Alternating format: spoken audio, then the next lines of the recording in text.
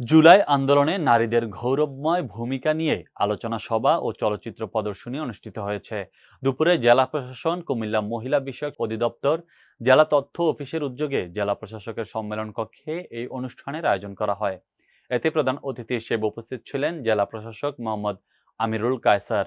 অতিরিক্ত জেলা প্রশাসক পঙ্কজ বড়ুয়ার সভাপতিত্বে এ সময় উপস্থিত ছিলেন জেলা শিক্ষা অফিসার রফিকুল ইসলাম, মহিলা বিষয়ক অধিদপ্তরের উপপরিচালক জেসমিন আরা বেগম, সিনিয়র তথ্য অফিসার মোহাম্মদ নুরুল হক সহ আরও অনেকে।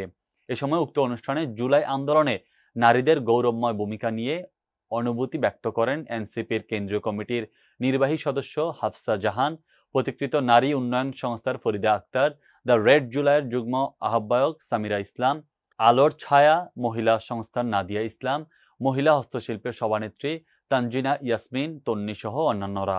পরে জুলাই আন্দোলনে নারীদের গৌরবময় ভূমিকা নিয়ে চলচ্চিত্র প্রদর্শন করা হয়। এই সময় বিভিন্ন দপ্তরের কর্মকর্তা কর্মচারীরা, প্রিন্ট ও ইলেকট্রনিক মিডিয়ার সাংবাদিকবৃন্দরা উপস্থিত ছিলেন। বোন এবং মায়েদের আমরা কথা শুনলাম, অনেকেই আপ্লুত হয়েছে, চোখে পানি এসছে তাদেরও, এবং তাদের বিবরণ শুনে আমরাও আপ্লুত হয়েছি, আবেগ আপ্লুত হয়েছি। কাতারে কুলাউড়া ওয়েলফেয়ার অ্যাসোসিয়েশনের অভিষেক ও ঈদ পুনর্মিলনী অনুষ্ঠিত।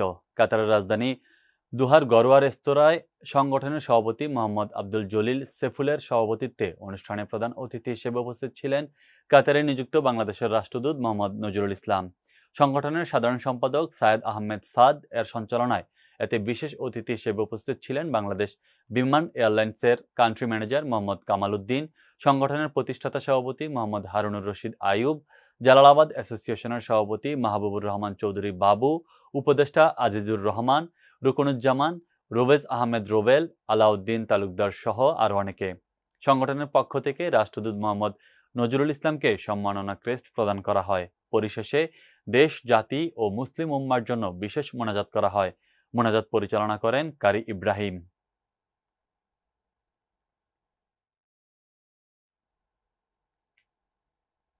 সাবেক রাষ্ট্রপতি ও জাতীয় পার্টির প্রতিষ্ঠাতা চেয়ারম্যান হোসাইন মোহাম্মদ এরশাদের ষষ্ঠ মৃত্যুবার্ষিকী পালিত হয়েছে। 2019 সালের এই দিনে ঢাকা সম্মিলিত সামরিক হাসপাতালে মৃত্যুবরণ করেন তিনি। দিনটি যথাযোগ্য মর্যাদার সঙ্গে পালন করতে বিভিন্ন কর্মসূচি নিয়েছে জাতীয় পার্টি ও দলের অঙ্গ সংগঠনগুলো। দলের শীর্ষ ও স্থানীয় পর্যায়ের নেতাকর্মীরা প্রয়াত রাষ্ট্রপতি এইচ.এম. এরশাদের রুহের মাগফিরাত কামনায় বিভিন্ন কর্মসূচি পালন করেন।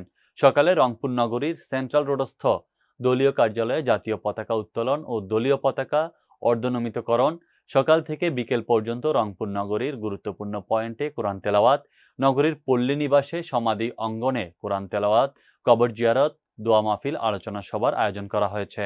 এছাড়াও জাতীয় পার্টির অঙ্গ ও সহযোগী সংগঠনসমূহ পৃথকভাবে নানা কর্মসূচি পালন করেন। রংপুরে দলের চেয়ারম্যান জি.এম. কাদের, মহাসচিব ব্যারিস্টার শামীম হায়দার পাটোয়ারি, কো-চেয়ারম্যান ও রংপুর মহানগর সভাপতি মোস্তাফিজুর রহমান মোস্তফা সহ কেন্দ্রীয় ও স্থানীয় নেতাদের অনেকেই মৃত্যুবার্ষিকীর অনুষ্ঠানে অংশগ্রহণ করেন।